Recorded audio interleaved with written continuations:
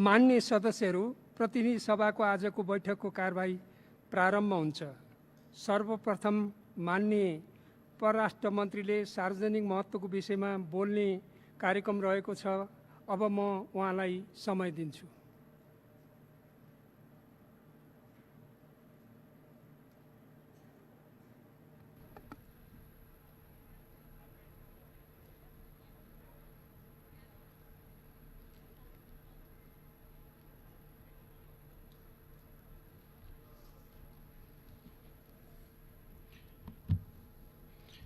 सम्मानीय सभामुख महोदय, यस सम्मानित सदन समक्ष एउटा महत्त्वपूर्ण सार्वजनिक महत्त्वको विषयमा सरकारको औपचारिक दृष्टिकोण प्रस्तुत गर्न उपस्थित भएको छु। सम्मानीय सभामुख महोदय, अहिले सिङ्गो विश्व कोभिड-19 अर्थात् कोरोना भाइरसको महामारी विरुद्ध अत्यन्त कठिन लडाईँ लडिरहेको छ र दक्षिण एसियाका हामी सबै मुलुकहरू पनि त्यही महामारीको विरुद्ध एकमात्र कार्यसूची बनाएर एकमात्र प्राथमिकता बनाएर लडिरहेका छौँ। सबैको ध्यान यही विषयमा केन्द्रित भइरहेको बेला अस्ति वैशाख 26 गते 2077 तदनुसार 8 मे 2020 का दिन भारतले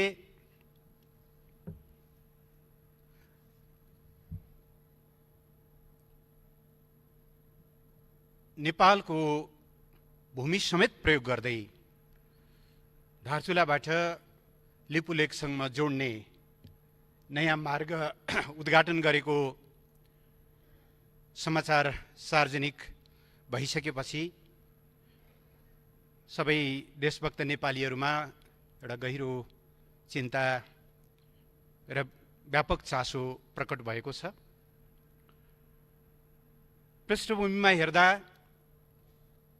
यो बाटो सम्बन्धी निर्णय भारत सरकारले सन् 2005 मा गरेको र 2008 देखि औपचारिक रूपमा निर्माण कार्य सुरु गरेको देखिन्छ र 2014 देखि यसले नयाँ गति लिएको, तीव्रता लिएको समेत घटनाक्रमहरूले प्रश्न पारेका छन्। यस सन्दर्भमा एउटा महत्त्वपूर्ण विषय म सम्मानीय सभामुख महोदय मार्फत सदन समक्ष राख्न चाहन्छु। नेपालमा 25 अप्रिल 2015 का दिन विनाशकारी भूकम्प गयो र त्यो भूकम्पको क्षतिको विरुद्ध राहत र उद्धारमा नेपाल जुटिरहेको बेला भूकम्पको करिब 20 दिनपछि भनौँ 15 मई 2015 को दिन भारत र चीन, भारतका प्रधानमन्त्रीजीको चीन भ्रमणको सिलसिला पारेर एउटा संयुक्त वक्तव्य जारी भएको छ, जसको बुँदा नम्बर 28 मा The two sides recognized that enhancing border areas cooperation through border trade, pilgrimage by people of the two countries, and other exchanges can effectively promote mutual trust, and agree to further broaden this cooperation so as to transform the border into a bridge of cooperation and exchanges. The two sides agreed to hold negotiation on augmenting the list of traded commodities and expand broader trade at Nathula, Siangla Lipulek Pass, and Sipkila भन्ने उल्लेख गरिएको थियो। अर्थात् नेपालको अहिले वर्तमान नक्सामै रहेको, नक्सामा समेत रहेको लिपुलेखलाई दुई देशले अन्तर्राष्ट्रिय व्यापार मार्ग बनाउने गरी त्यो सहमति भइसकेपछि त्यति बेलै सरकारले डिप्लोमेटिक नोट मार्फत त्यसप्रतिको आफ्नो असहमति जारी गरेको कुरा पनि म यहाँ स्मरण गराउन चाहन्छु। त्यस पछि पनि त्यो क्रम रोकिएको देखिँदैन र यही सिलसिलामा अहिले यो धारचुलादेखि त्यसको तावागाडदेखि लिएर लिपुलेखसम्मको 79 किलोमिटर ट्र्याक ओपन भएको र त्यसको अस्ति भर्चुअल इनागुरेसन अर्थात् भिडियो मार्फत त्यसको उद्घाटन भएको तथ्य देखिन्छ। सम्मानीय सभामुख महोदय, यस सम्मानित सदन समक्ष मैले विगतमा पनि भनेको छु, नेपाल सरकार नेपालको वर्तमान सीमा सुगौली सन्धिबाट निर्दिष्ट हो भन्ने ठान्दछ र सुगौली सन्धि भन्दा बित्तिकै सन् 1816 को मार्चको सन्धि, त्यसै वर्षको डिसेम्बरमा भएको पूरक सन्धि, नयाँ मुलुक फर्काउने गरी भएको 1860 को अर्को पूरक सन्धि र दाङको चुरे श्रृङ्खलालाई म्यानेज गर्ने गरी त्यसको सीमा निर्धारण गर्ने गरी गरिएको अर्को 1875 को सन्धि, यी तीनवटा पूरक सहितको सुगौली सन्धिले नेपालको सीमा निर्धारण गरेको हो।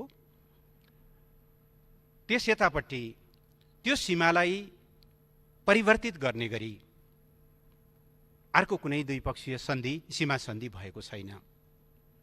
नेपाल त्यही सुगौली सन्धिका आधारमा त्यो सन्धि, त्यति बेलाका नक्साहरू, प्राप्त ऐतिहासिक तथ्यहरू, प्रमाणहरू, नेपाली जनताले भोगचलन गरेका तिरोहरू र अन्य दस्तावेजहरू र तथ्य र प्रमाणका आधारमा यो समस्याको समाधान गर्नुपर्छ भन्ने मान्यता राख्दछ र नोभेम्बर 2, 2019 मा भारतद्वारा आफ्नो राजनीतिक नक्साको 8औं संस्करण प्रकाशित गरिसकेपछि र त्यो नक्सामा नेपालले भन्दै आएका, मान्दै आएका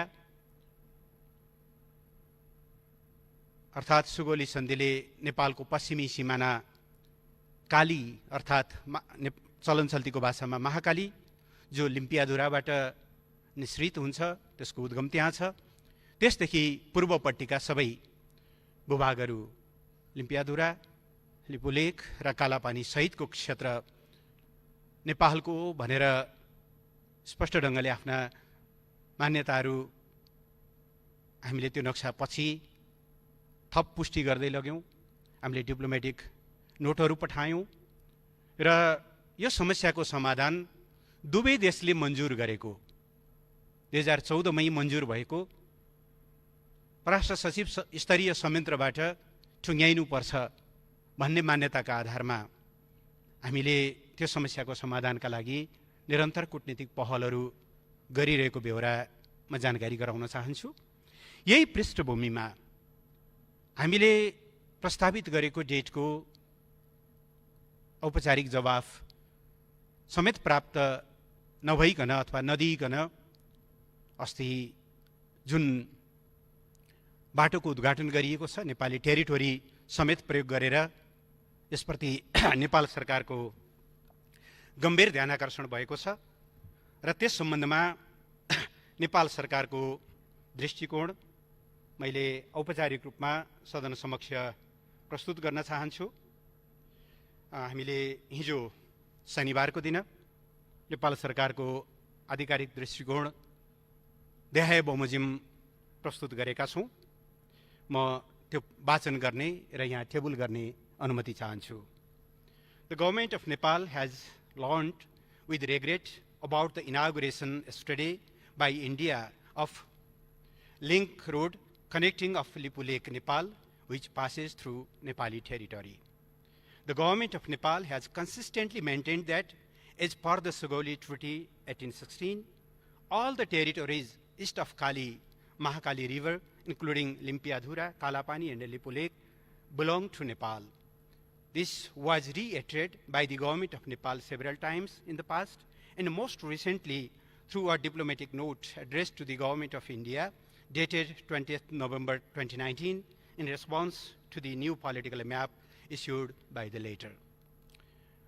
This unilateral act runs against the understanding reached between the two countries, including at the level of prime ministers, that a solution to boundary issues would be sought through negotiation. The government of Nepal remains committed to seek diplomatic solution to boundary issues on the basis of the historical treaty, documents, facts, and maps in keeping with the spirit of close and friendly ties between the two countries. In light of this development, the government of Nepal calls upon the government of India to refrain from carrying out any activity inside the territory of Nepal. It may be recalled that the government of Nepal had expressed its disagreement in 2015 through separate diplomatic notes addressed to the governments of both India and China, when the two sides agreed to include Lipu Lake Pass as a bilateral trade route without Nepal's consent in the joint statement issued on 15th May 2015 during the official visit of the Prime Minister of India to China.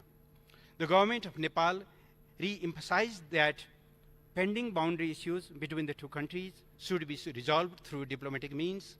With this in mind, the government of Nepal has proposed twice the dates for holding the meeting of the foreign secretaries of the two countries, as mandated by their leaders, for which the response from the Indian side is still awaited. It may be noted that the two governments had constituted the Eminent Persons Group EPG on Nepal-India relations with a mandate to recommend measures and institutional framework with a view to elevating the existing relations to a new height. The group has concluded its task and prepared a consensus report. The government of Nepal is ready to receive the report and believes that it will be in the interest of two countries to implement its recommendations, which will also help address the outstanding issues left by the history, thereby paving the way for ever stronger neighborly relations. Ministry of Foreign Affairs, Singhdarbar, Kathmandu, 9th May 2020. यो आधिकारिक धारणासँगै सम्माननीय सभामुखज्यू म सत्तारूढ Nepal communist पार्टीलाई धन्यवाद दिन चाहन्छु, जसका अध्यक्ष एवं सम्माननीय प्रधानमन्त्री केपी शर्मा ओली र अध्यक्ष एवं पूर्व प्रधानमन्त्री पुष्पकमल दाहाल प्रचण्डले हिजो नै एउटा स्पष्ट वक्तव्य जारी गर्नुभएको छ। यस सम्बन्धमा सत्तारूढ पार्टीको दृष्टिकोण सार्वजनिक गर्दै म धन्यवाद दिन चाहन्छु प्रमुख विपक्षी दललाई, जसका प्रवक्ताले यस सम्बन्धमा आफ्नो दृष्टिकोण प्रष्ट पार्नुभएको छ। राप्रपाका नेता पूर्व उपप्रधान तथा परराष्ट्र मन्त्री कमल थापाज्यू, पूर्व प्रधानमन्त्रीले अस्ति डाक्टर बाबुराम भट्टराईले सदनमा त्यस विषयमा आफ्नो धारणा बताउनु भएको छ। राष्ट्रिय जनमोर्चा लगायत प्राय सबै राजनीतिक दलहरूले यस सम्बन्धमा एउटा युनानिमिटी, एउटा एक स्वरमा यसको बारेमा राष्ट्रिय हितको पक्षमा आफ्नो दृष्टिकोण सार्वजनिक गर्नुभएको छ। म सबै राजनीतिक दल र नेताजीहरूलाई धन्यवाद दिन चाहन्छु। यसले राष्ट्रियताको यस कठिन सङ्घर्षमा सरकारलाई बल पुगेको छ र सिङ्गो देश यस मामलामा युनिफाइड छ, एकताबद्ध छ भन्ने कुरा पनि यसले प्रष्ट पारेको छ। म उहाँहरू सबैलाई धन्यवाद दिन चाहन्छु। म नेपाल सरकारको तर्फबाट फेरि एकचोटि यो समस्याको नेपालले कूटनीतिक समाधान चाहेको छ। एकातिर नेपालको राष्ट्रिय हितलाई सर्वोपरि राखिनेछ, त्यसमा सम्झौता रहित अडान राखिनेछ, सँगसँगै असल छिमेकीपन, असल मित्रताको भावनालाई पनि हामीले सँगसँगै अगाडि लैजानेछौँ। राष्ट्रिय हितमा दृढतापूर्वक कायम रहँदै तर यसको कूटनीतिक समाधान खोज्ने गरी हामी अगाडि बढ्नेछौँ र यस सम्बन्धमा मित्र राष्ट्र भारतलाई पनि यस्तो बेलामा जति बेला सिङ्गो देश, सिङ्गो संसारको ध्यान यो एउटा मानवीय सङ्कटमा केन्द्रित भएको छ, छिमेकीहरूका संवेदनशीलतामाथि प्रश्न उठ्ने खालका यस्ता गतिविधिहरू नहुन् भन्ने कुरा पनि म आग्रह गर्न चाहन्छु र छिटोभन्दा छिटो यस समस्याको समाधानका लागि रचनात्मक भूमिका खेल्न समेत आह्वान गर्दै म आफ्ना भनाइलाई यहीँ टुङ्ग्याउन चाहन्छु। सम्मानीय सभामुख महोदय, सरकारको वक्तव्य र यसको अनौपचारिक नेपाली अनुवाद म यहाँ टेबल गर्न चाहन्छु। धन्यवाद। मान्य सदस्यहरू, प्रतिनिधि सभा नियमावली 2075 को नियम 219 को 2 बमोजिम मान्य मन्त्रीको वक्तव्यको सम्बन्धमा प्रश्न सोध्न चाहनुहुने मान्य सदस्यहरूको नाम प्राप्त भएको छ। प्रश्नकर्ता मान्य सदस्यहरूले विषयवस्तुमा केन्द्रित रही 1 मिनेटभित्र प्रश्न सोध्न सक्नुहुनेछ। सर्वप्रथम मान्य श्री गणेश सिंह ठगुन्ना।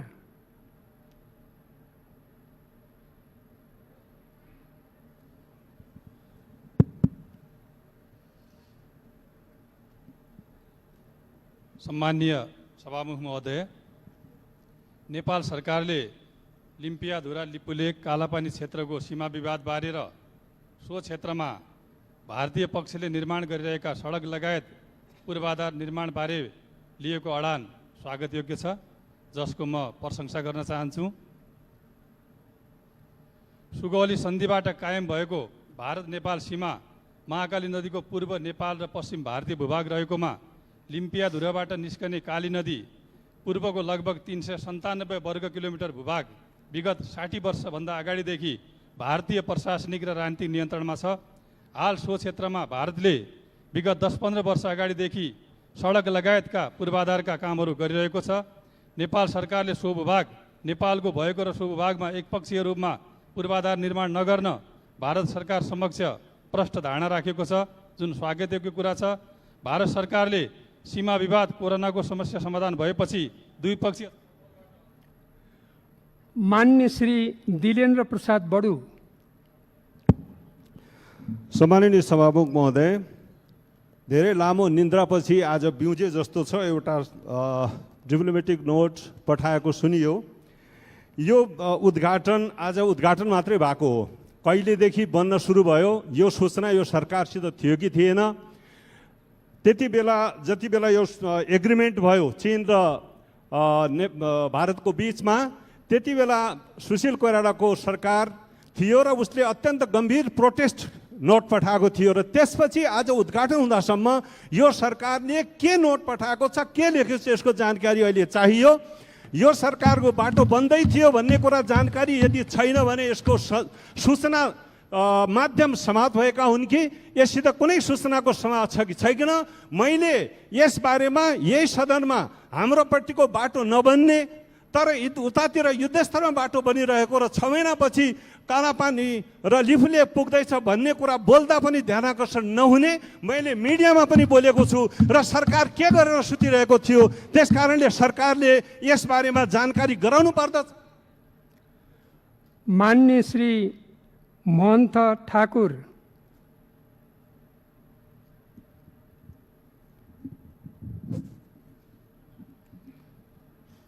सम्मानीय सभामुख जी, यो प्रश्न पटक पटक लिपियाधुरा लिपुलेक कालापानीको सम्बन्धमा पटक पटक आवाज उठिरहेको छ, जुलुसहरू प्रदर्शनहरू भइरहेको छ, त्यो सबैलाई जानकारी। तर यो समस्याको समाधानतर्फ के स्टेप उठायो त्यो अहिले जुन हामीले सुन्यौँ कि नोटहरू डिप्लोमेटिक नोटहरू पठाइएको छ कुराहरू, तर समाधान भएन। सर्वप्रथम यी जग्गाहरूमा हाम्रो कहीँ उपस्थिति छ कि छैन? लिपियाधुराको क्षेत्रमा बस्तीहरू देखिन्छ। पहिले पनि संसदमा चाहिँ संसदीय सर्वदलीय उसमा यो आएको थियो यो प्रश्न र त्यस बेला चाहिँ सरकारको एउटा अफिसर चाहिँ नक्साहरू लिएर ब्रिफ गर्न आएको थियो। त्यहाँ बस्ती देखिन्छ। म प्रश्न गर्दाखेरि डिस्कसनमा छलफल हुँदाखेरि ती बस्तीहरूको सम्बन्ध भारत सरकारसँग छ। मान्य श्री सरिता गिरी।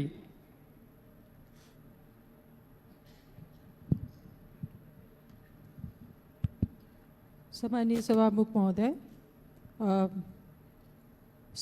लिपुलेकको बारेमा जुन समस्या अहिले अगाडि आएको छ त्यसको बारेमा मन्त्रीजीले भन्नुभएको यो कूटनीतिक माध्यमबाट समस्याको समाधान गर्ने जो कुरा सही हो। तर प्रश्न के हो भने यो भारत र नेपालको बीचमा 90% बोर्डरको डिमार्केसन भइसकेको छ, केही बाँकी छ। त्यो समस्या अहिलेसम्म किन समाधान भइराखेको छैन? धेरै पुरानो समस्या छ। यो मात्र एउटा अति राजनीतिकीकरणको विषयवस्तु त सरकारले बनाउन खोज्या होइन। र दोस्रो प्रश्न, अब लिपुलेकको जुन विवाद छ त्यो के देखिन्छ भने यो त्रिपक्षीय समस्याको रूपमा अगाडि आएको छ, किनभने लिपुलेकलाई त्यसको बारेमा भारतलाई डिप्लोमेटिक नोट त पठाएको ठिक छ, तर चीनलाई पनि डिप्लोमेटिक नोट सरकारले पठाएको छ कि छैन? किनभने यो लिपुलेकको बारेमा जुन सहमति भएको छ त्यो भारत र चीनको बिचमा भएको छ, जुन कि परराष्ट्र मन्त्रीजीले आफ्नो प्रस्तुतिमा भन्नुभयो। त्यसले गर्दा यसमा चाहिँ दुवै पक्ष दुवै छिमेकी देशसँग चाहिँ कूटनीतिक प्रयासको आवश्यकता छ। मान्य श्री दुर्गा पौडेल।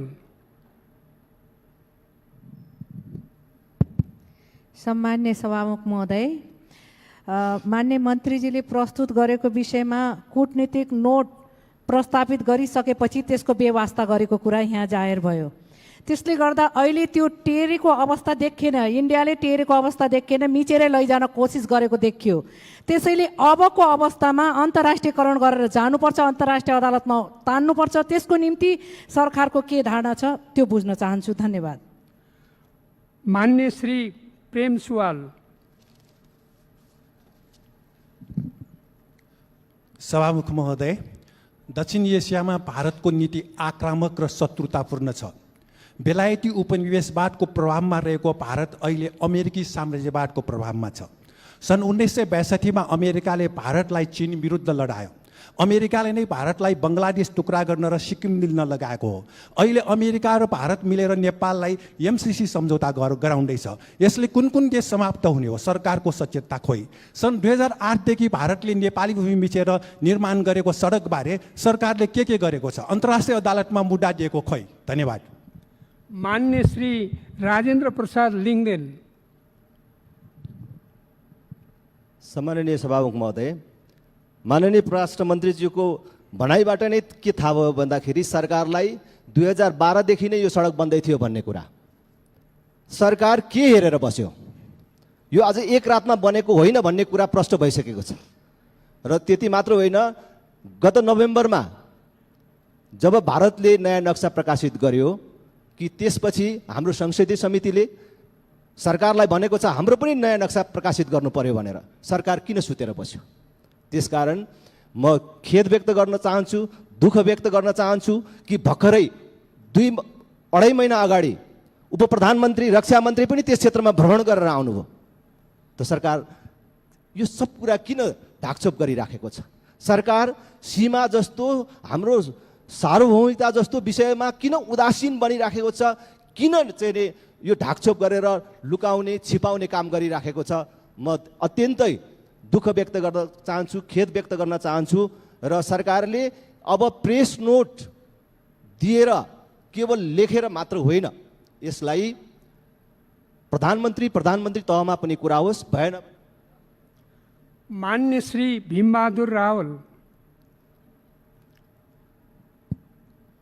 सम्मान्य सभामुख महोदय, सर्वप्रथम म नेपाली भूमिमा भारतले अतिक्रमण गरेकोमा सम्पूर्ण नेपाली जनताको तर्फबाट त्यसको निन्दा गर्न चाहन्छु, भत्सना गर्न चाहन्छु।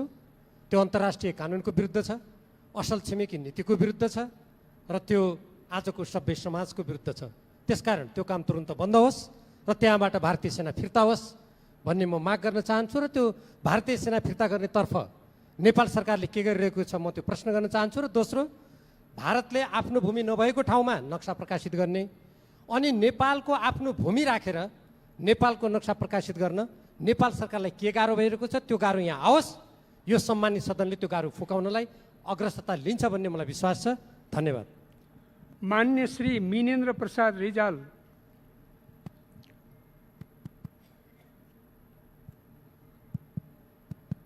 सभामुख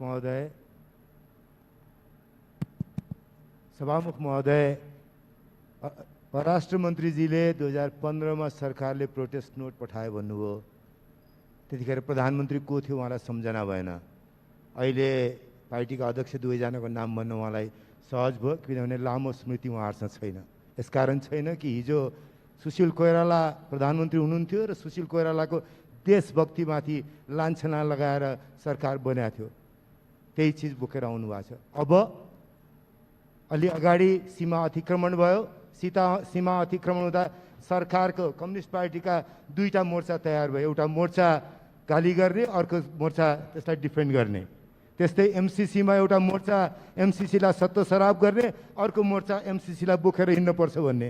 यसमा पनि सरकार दुईटा मोर्चा खडा गरेर बस्ने हो कि परराष्ट्र मन्त्री के गर्न चाहनुहुन्छ? संसदसँग कहाँ सहयोग चाहनुहुन्छ? विपक्षी दलहरूले सहयोग गरिरहेछ भन्नु हो, अब गर्ने के हो? त्यसका लागि त्यो भन्नुहोस्। खालि यो प्रोटेस्ट नोट पठाउँछौँ, यसो गर्छौँ भन्ने मात्रैले पुगेन। मान्य श्री अनिल कुमार झा। सम्मान्य सभामुख महोदय, 2005, 2008, 2014, 2015देखि लिएर यो 2019सम्म नेपाल सरकारलाई त्यो भेगमा के भइरहेछ भन्ने कुरा थाहा छ भन्ने कुरा परराष्ट्र मन्त्रीज्यूको वक्तव्यबाट थाहा भयो। माननीय मोहन ठाकुरज्यूले अघि राखिरहनु भएको विषयलाई जोड्दै म के यहाँ जानकारी चाहन्छु परराष्ट्र मन्त्रीज्यूबाट भने के यो डिप्लोमेटिक च्यानलबाट पत्राचार भइरहेको र नेगोसिएसन भइरहेको कुरा लाई छोडेर अब यो वक्तव्यबाजी र जुलुस नाराले समस्या समाधान गर्ने वा अघि साथीहरूले भन्नुभयो जस्तै यसको सैन्य समाधान खोज्नेतिर देश जाँदैछ कि डिप्लोमेटिकै च्यानलबाट खोज्ने हो, त्यो बुझ्न चाहन्छु। धन्यवाद। मान्य श्री कृष्ण भक्त पोखरेल।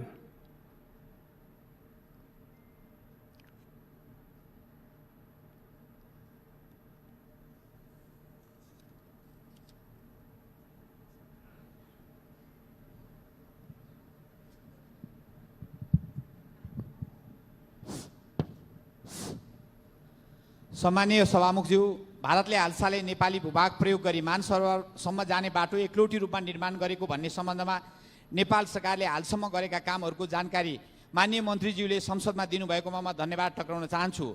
सन् 1816 को सुगौली सन्धिले काली नदीको पूर्वतर्फको भाग नेपालको हो भन्ने कुरामा कुनै विवाद देखिँदैन। हाम्रो अखण्ड सार्वभौम भूमि लिपुलेखबाट भारतले एकलौटी रूपमा बाटो बनाउने हाम्रो सार्वभौमतामाथिको आक्रमण हो। तसर्थ द्विपक्षीय बहुपक्षीय वार्ता संवादका माध्यमबाट समस्याको समाधान गर्न प्रयास युद्ध स्तरमा सरकारले गरोस् र यदि समाधान हुन सकेन भने संयुक्त राष्ट्रसङ्घ र अन्तर्राष्ट्रिय अदालतसम्म पनि यो विषयलाई पुर्याउने दिशातर्फ सरकारले प्रयत्न गरोस्। धन्यवाद। मान्य श्री पुष्पा भूषाल गौतम। सम्मानीय सभामुख महोदय, सभामुख मार्फत माननीय परराष्ट्र मन्त्रीज्यूलाई प्रश्न। सुगौली सन्धि हाम्रो सबभन्दा बलियो प्रमाण हो। 1816 भएको सुगौली सन्धिको बुदा नम्बर 5 मा लिम्पियाधुरा कालापानी लिपुलेक नेपालको भनेर प्रष्ट लेखिएको छ। तर नेपाल सरकारको मन्त्रीमण्डलको भूमि सुधार मन्त्रीज्यूले लिम्पियाधुरा नेपालको नक्सामा छैन भनेर उहाँले गैर जिम्मेवार अभिव्यक्ति दिनुभएको छ। एउटा मन्त्रीको यो गैर जिम्मेवार अभिव्यक्तिको जिम्मा अब मन्त्रीमण्डलको अध्यक्ष, नेपाल सरकार र माननीय परराष्ट्र मन्त्रीले लिने कि नलिने? धन्यवाद। मान्य श्री जनार्दन शर्मा। सभामुख महोदय, भारतले नेपाली भूमिमा गरेको हस्तक्षेपको घोर भर्त्सना गर्दछु र नेपाल सरकारले डिप्लोमेटिक नोट जारी गरेको कुरा सुनियो र यो विगत लामो समयदेखि यो चल्दै आएको समस्यालाई समाधान गर्न डिप्लोमेटिक नोट मात्रै काफी छ कि समग्र उपायहरू लिएर अगाडि बढ्नुपर्छ? म सरकारलाई अनुरोध गर्न चाहन्छु सबै उपायहरू अगाडि बढाएर र सबै प्रमाणका आधारमा अगाडि बढ्नुपर्छ। चीन र भारतको सम्झौता मे 15, 2015 मा भएको सम्झौताको बारेमा भएको सम्झौताले डिप्लोमेटिक नोट पछि के भएको छ त्यो पनि जानकारी गराउन म अनुरोध गर्छु। चीनलाई पनि यस खालको त्रिदेशीय एउटा चीनसँग पनि यो खालको त्यो सहमतिका विरुद्ध आपत्ति जनाउनुपर्छ भन्ने मेरो भनाइ छ। धन्यवाद। मान्य श्री गगन कुमार थापा। महोदय, भारतको हस्तक्षेप अतिक्रमणको घोर भर्त्सना गर्दछु। केही समय अगाडि रक्षा मन्त्रीजीले यो ठाउँको अवलोकन गर्नुभएको थियो। के त्यो तीर्थयात्रा थियो? थिएन भने उहाँले सरकारलाई के बताउनु भयो र सरकारले त्यो बिचमा के काम गर्यो? भारतले त प्रश्न बनिसक्यो, हामीले हाम्रो भूभागमा बनाएका हौँ र अब सङ्क्रमण सकिएपछि तपाईँहरूसँग छलफल गरौँला। के नेपालले अब रिग्रेट गरेर मात्र बस्ने हो वा हाम्रो भूमि तिमीलाई प्रयोग गर्न दिँदैनौ भनेर अब्जेक्ट गर्ने हो? हाम्रो भूमिमा 1 इन्च पनि तलमाथि भयो भने नेपालले छाड्नेवाला छैन भनेर प्रष्टसँग भन्ने हो। भारतको यो दादागिरी र चीनको न्यानो सहयोगको प्रतिरोध गर्न नेपाली काङ्ग्रेस, सिङ्गो नेपाली जनता तयार छ। सरकारले हामीबाट के सहयोगको अपेक्षा गरेको छ हामी जान्न चाहन्छौँ। धन्यवाद। मान्य श्री सुरेन्द्र प्रसाद पाण्डे।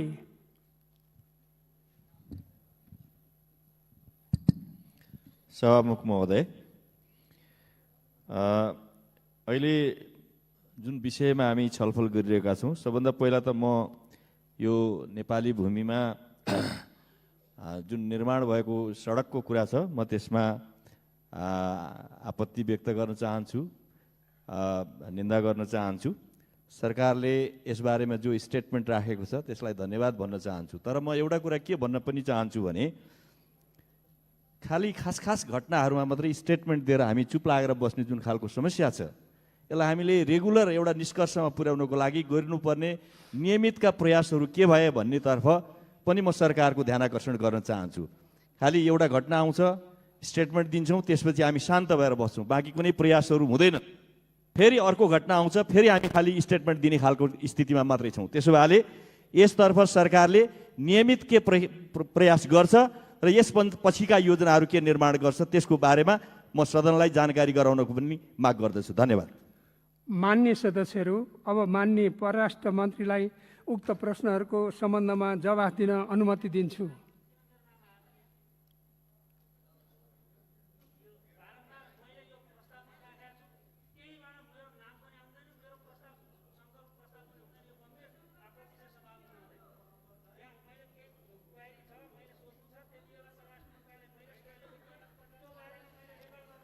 मान्य सदस्यहरू, तपाईँहरूको रेकर्ड भयो। यो दलीय आधारमा मुख्य सचेतक, प्रमुख सचेतकसित सल्लाह गरेर गरिएको कुरा हो, यो विषय परिस्थितिलाई ख्याल गरेर।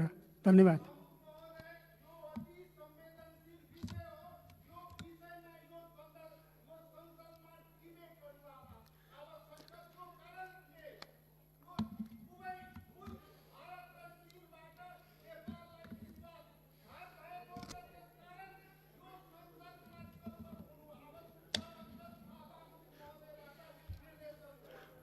उपयुक्त समयमा छलफल हुन्छ, मेरो ध्यान आकर्षण भयो। मान्य सदस्य, मान्य मन्त्री हो। सम्मानीय सभामुख महोदय, छलफलमा भाग लिनुहुने र छलफलमा थप भाग लिन पाऊँ र हाम्रा कुराहरू राख्न पाऊँ भन्ने सबै मान्य सदस्यज्यूहरूलाई म धेरै धेरै धन्यवाद भन्न चाहन्छु। मैले अघि पनि भनेको थिएँ, वास्तवमा यसले सरकारलाई एउटा स्ट्रेन्थ दिएको छ राष्ट्रिय हितका सवालमा अझ दृढतापूर्वक अगाडि बढ्न र एउटा परिणाम निस्किने गरी काम गर्नको निम्ति भन्ने म आग्रह गर्न चाहन्छु। सबै मान्य सदस्यज्यूहरूलाई धन्यवाद भन्न चाहन्छु। यो निर्माण कार्यको बारेमा सरकारलाई थाहा नहुने भन्ने प्रश्नै भएन र हामीले त्यसको बारेमा यो समस्याको समाधान, सीमा समस्याको समाधानको बारेमा पटक पटक प्रयासहरू गर्दै आएको, पटक पटक हामीले वार्ताका निम्ति मितिहरू प्रस्तावित गरेको र जुनसुकै लेभलमा, चाहे त्यो दुवै देशले स्वीकार गरेको परराष्ट्र सचिव लेभलमा या परराष्ट्र मन्त्री लेभलमा या त्योभन्दा माथिल्लो लेभलमा या पोलिटिकल लेभलमा, ट्र्याक 1, ट्र्याक 1.5 या ट्र्याक 2, जुनसुकै लेभलबाट पनि कुराकानी गर्नका लागि हामी तयार रहेको हामीले पटक पटक बताउँदै आयौँ। केही इन्फर्मल कुराकानीहरू नभएका पनि होइनन् यस बिचमा। सामान्यतया गएको फेब्रुअरी महिनाको लास्टतिर बैठक बस्न सक्ने दिशातिर हाम्रा छलफलहरू अगाडि बढेका थिए, तर कोरोनाको महामारीसँगै हाम्रा ध्यानहरूलाई स्वाभाविक रूपले यो महामारीको विरुद्ध केन्द्रित गर्नुपर्ने अवस्था सृजना भयो। त्यस कारणले गर्दा त्यो बैठक हुन सकेको छैन। तर पनि मलाई के विश्वास छ भने यस्ता समस्याहरूको समाधान कूटनीतिक माध्यमबाटै गर्न सकिन्छ। सरकारले त्यसको दृढ विश्वास लिन्छ। हिजो भारतीय विदेश मन्त्रालयका प्रवक्ताको हाम्रो वक्तव्य आइसकेपछिको एउटा प्रतिक्रिया छ, जसमा उहाँहरूका आफ्ना क्लेमहरू उल्लेख गर्दै पनि कोरोना पछि हामी चाहिँ वार्ताको टेबलमा बस्न तयार छौँ भन्नुभएको छ। त्यसले गर्दा कूटनीतिक माध्यमबाट समाधान गर्न सकिन्छ भन्ने कुरामा सरकारको दृढ विश्वास रहेको म यहाँहरूलाई जानकारी गराउन चाहन्छु। प्रतिपक्ष दलका माननीय सदस्यहरूले भन्नुभएको छ सरकार कस्तो खालको सहयोग चाहन्छ, यस्तै खालको सहयोग नै हो। यहाँहरूको निरन्तर साथ रहोस्, यस्ता प्रश्नहरूमा बलियो राष्ट्रिय एकता होस्, यस्ता प्रश्नहरूलाई यो दल र त्यो दलको नभनियोस्, म आग्रह गर्न चाहन्छु। मैले नेपाल सरकारले 2015मा चाहिँ प्रोटेस्ट गर्यो भने मैले कुनै दल विशेषको नाम लिइनँ। माननीय सदस्यले सुशील कोइरालाको नाम लिनुभयो, मेरो पनि आदरणीय दाजु र स्वर्गीय प्रधानमन्त्री, तर माननीय सदस्यले यो बिर्सिनुभयो क्यार त्यो संयुक्त सरकार थियो र त्यो संयुक्त सरकारमा परराष्ट्र मन्त्री तत्कालीन नेकपा एमालेका नेता महेन्द्रबहादुर पाण्डे पनि हुनुहुन्थ्यो। त्यसो यस्ता प्रश्नहरूमा धेरै संवेदनशीलता ल्याउने र राजनीतिकरण गर्ने काम गर्नु उचित हुँदैन भन्ने म ठान्दछु। यो साझा समस्या हो र साझा समस्यालाई साझा ढङ्गले नै समाधान गर्न सकिन्छ। यसमा मैले सत्तापक्ष प्रतिपक्ष केही हेरेको छैन। सिङ्गो देश यस मानेमा युनिफाइड छ। अघि एकजना माननीय सदस्यहरूले खेद व्यक्त गर्नुभएको नेपालको टेरिटोरी मिचियो भनेर खेद व्यक्त गर्नुभएको होला। टेरिटोरी फर्काउनका निम्ति लडिरहेको सरकारको बारेमा त पक्कै पनि उहाँले खेद व्यक्त गर्नुभएको होइन होला, नभए गलत निशानामा लाग्यो उहाँको भन्ने लाग्छ मलाई। यो 90% समाधान भयो, बाँकी समाधान भएन, यसलाई प्रतिशतमा हेर्न मिल्दैन। मुलुकको सिमाना खण्डीकरण गरेर 90% मिलेको 10% बाँकी रहेको भन्ने हुँदैन। निश्चय नै सत्य के हो भनेदेखि संयुक्त आयोगले काम गर्दै आयो 2007 सम्म, 1990 को दशकदेखि, र 182 थान स्ट्रिप नक्साहरू तयार भए, तर सुस्ता र कालापानी क्षेत्र, कालापानीको गरब्याङदेखि माथि नापी नै हुनु भएन। त्यसो भइसकेपछि सन् 2007 देखि 2014 सम्म दुई देशको सीमा समस्याको समाधानका सन्दर्भमा कुनै काम भएन, किनभने जोइन्ट कमिसनको म्याद सकिएको थियो। सन् 2014मा फेरि चाहिँ जोइन्ट टेक्निकल कमिटीको 2014मा नेपाल भारत परराष्ट्र मन्त्री स्तरीय जुन जोइन्ट कमिसन छ त्यसले बाउन्ड्री वर्किङ ग्रुप BWG बनाएर त्यसले काम गरिरहेको छ। मित्र राष्ट्र भारतको आग्रह छ त्यो 182 थान स्ट्रिप नक्सामा हस्ताक्षर गरौँ, त्यो टुङ्गिएको विषय हो भनेर, तर नेपाल सरकारले सुस्ता र कालापानी लगायतका समग्र क्षेत्रहरूको टुङ्गो नभइकन अहिले हामी हस्ताक्षर गर्न सक्दैनौँ भनेर भनेका छौँ। त्यसबारे यो प्रतिशतमा हेर्ने विषय हो जस्तो मलाई लाग्दैन। नेपालको सिमानाको कुरा समग्रतामा हेर्नुपर्छ। सरकार त्यस मामलामा क्लियरै छ। लिपुलेखको बारेमा चीनलाई पनि हामीले त्यति बेला पत्राचार गरेका छौँ र त्यस यतापट्टिका थुप्रै कुराकानीहरूमा चाहिँ चीन लिपुलेखको सन्दर्भमा नेपालको दृष्टिकोण चीनलाई प्रष्ट पार्ने कामहरू गरिएको अवस्था छ।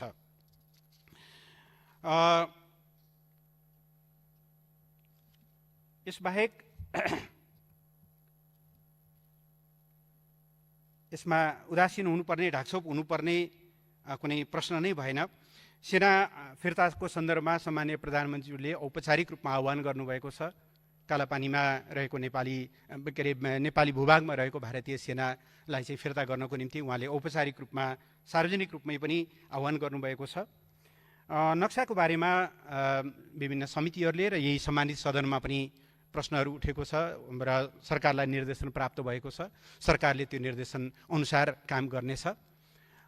नक्सा सार्वजनिक गर्नु अगाडि त्यसको समग्र प्राविधिक पक्षहरू 1 इन्च पनि बढी हुन 1 इन्च पनि तल हुन नहुने सबै कुराहरूलाई पर्याप्त तयारी गरेर र सम्पूर्ण कुरालाई चाहिँ चेक जाँच गरेर सार्वजनिक गर्नुपर्ने भएको हुनाले केही समय लागेको हो। सम्मानित सदनको र संसदका विभिन्न समितिहरूले दिएको निर्देशन अनुसार नै सरकारले नक्सा सार्वजनिक गर्ने कुरामा कुनै समस्या रहने कुरा भएन। यस सम्बन्धमा एउटा नेपालको नक्साको बारेमा एकजना मन्त्रीज्यूको अभिव्यक्तिलाई लिएर कमेन्ट गरिएको छ। म सम्मानीय सभामुख महोदय, म जानकारी गराउन चाहन्छु। अहिले नेपालले प्रचलनमा ल्याएको 2032 सालदेखि प्रचलनमा रहेको राजनीतिक नक्सामा चाहिँ लिपुलेख र कालापानी भूभाग समेटिएको छ।